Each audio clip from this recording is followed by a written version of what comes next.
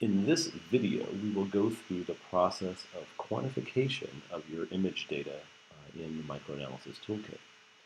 The purpose of this process is to take the default units that the image data are collected in. In this case, it's counts of photons in a particular channel, and we will convert those from the meaningless value of counts to something that hopefully has some more interpretation to it that is concentration like units. In this case, for the standards that we have at SSRL, we usually convert those into area units of micrograms per centimeter squared. So the first thing we are going to do is open up our data file. You can see here, this one was collected at a previous summer school. If we take a look at the iron channel here, there's not much contrast, so we will do the normal trick because of the high pixel on the first left-hand side. We will do the edge removal trick, and we can begin to see the sample show up nicely. I'm going to zoom in to a region here to make it fit on my screen a little bit better, and then you can see the topography of this particular sample. Next, I'm going to open up several elemental standards. Again, these are thin film standards that we keep at SSRL. And it's very important if you do use these that not only do you note the element that you're using, but also the composition of that film and its concentration. So we can open up here, and luckily we were smart when we collected these data, and we actually put the foil name and its concentration in the file name, so we don't have to go and look those up. So there is our iron, and we're going to go through and we'll open up several of these. I'll do the calcium, the arsenic standard, as well as the zinc standard. There we go. So we'll go back to the iron here. Now, the data here were collected using multiple references for the incident beam, the I0. In this one here, though, we only have the I0 zebra, so the high fast V to F counter. So we need to change our I0 normalization to account for this, so that we have the same one in all the files. We use I0 zebra there. And we'll do that. Won't do the correction, but we'll keep it ready here. Okay, there we go. Now on the standard, we will look at the iron channel, and we want to pick a fairly homogeneous section of that foil. So we're going to avoid the left-hand side, and we'll try to avoid the far right-hand side, and pick a nice section in the middle here, and that looks very nice.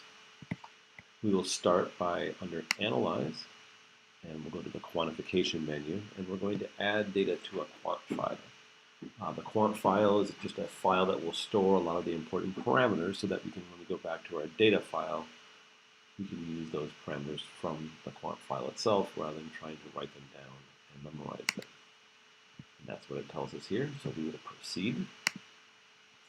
We need to give a new file name, so I'm going to call this standard file in a very creative way. And we are looking at iron, so I will select the iron channel. And now it will ask us for several bits of information. So we've already given it the channel name by that first selection. We need to say what element we are looking at, what the foil standard formula is. In this case, both of those are just iron, and the standard concentration, in this case, micrograms per centimeter squared. It's done the math here to normalize to I0, and in the process of doing that, it's also normalizing to the dwell time that has been collected. And so it's normalizing by I0 and that I0 in that amount of time. So if you collected at a slightly different dwell time, you would have a different I0 effectively, and that will be corrected for in this process. So while you can be safe and collect a standard for different dwell times, you should be more than adequate. Now, what you might want to do, though, is if you are collecting different conditions where the detector to sample difference differ or you are collecting several different energies, high energies and low energies, you will need to make sure you collect the standard at all the appropriate experimental conditions, so detector distances and or incident energies. The last bit is, since we are correcting to the incident beam, we need to know the gain, just in case you ever need to change those gains between the standards and the samples. It can do that correction for you as well. And our save is complete. Now we want to repeat that for the other 3 standards. So we can click over to the calcium. Obviously, we want to look at the calcium channel, so you can scroll down here and select it. And again, we want to find a relatively uniform portion of the sample. We will go to Analyze, Quantification, and we will repeat the same process where we proceed. We're going to select the same standard file, and this will just add it, even though it says it's going to replace it. We're going to just add that data into the same file. Calcium. And now in this case, our channel name was calcium. We are looking at calcium and using a calcium fluoride sample, 56.8 and 10 to the 6. There we go. You can save that. And now we will continue to do this for the last 2 standards, the arsenic, picking out a homogeneous section. Beautiful. Going to our quantification, adding data to the Quant File, proceeding, selecting that file, replacing, going to arsenic.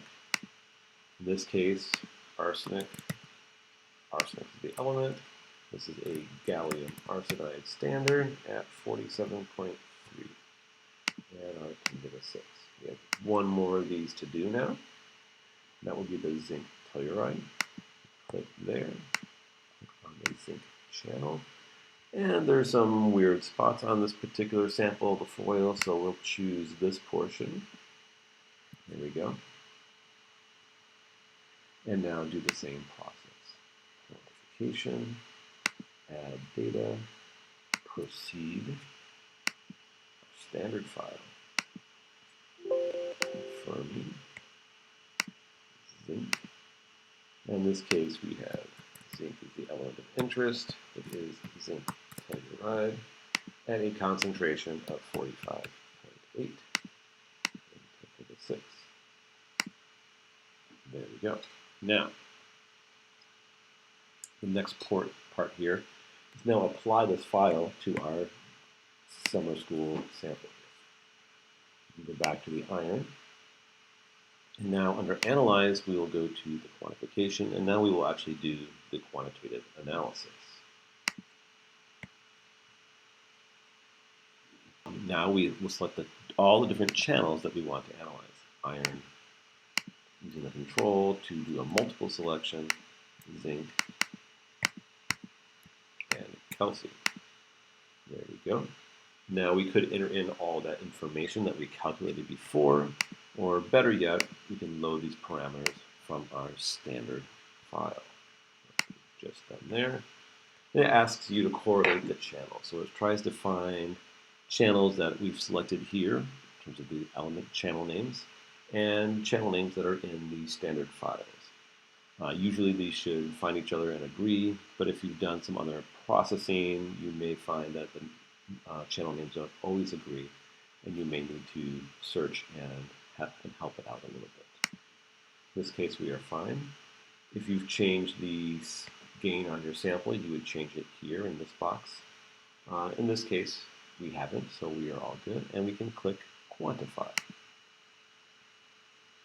And we will now find that it's created 4 new channels, each with this new appendix of concentration. If we click on the iron, it looks very similar, but now we've gone from units of counts to units of micrograms per centimeter squared. Same with the arsenic, the zinc, and the calcium. Now, these are area units. You're often looking for units that are more volumetric rather than area-based. In order to do this, we would need to do thickness corrections and depth corrections. There are some bits in the microanalysis toolkit and SMAC to do that, but they are kind of still experimental, so we won't go through that in this particular case. It's really easy to do that when you have a homogeneous sample, like a biological tissue. This is a much more difficult calculation when we have a inhomogeneous sample, like a geological or environmental sample, where the composition of the matrix and even the density of the sample may change as you raster across the sample. So we are working on making those depth corrections, and when we have that fully complete and ready to release, we will release those new videos for that content.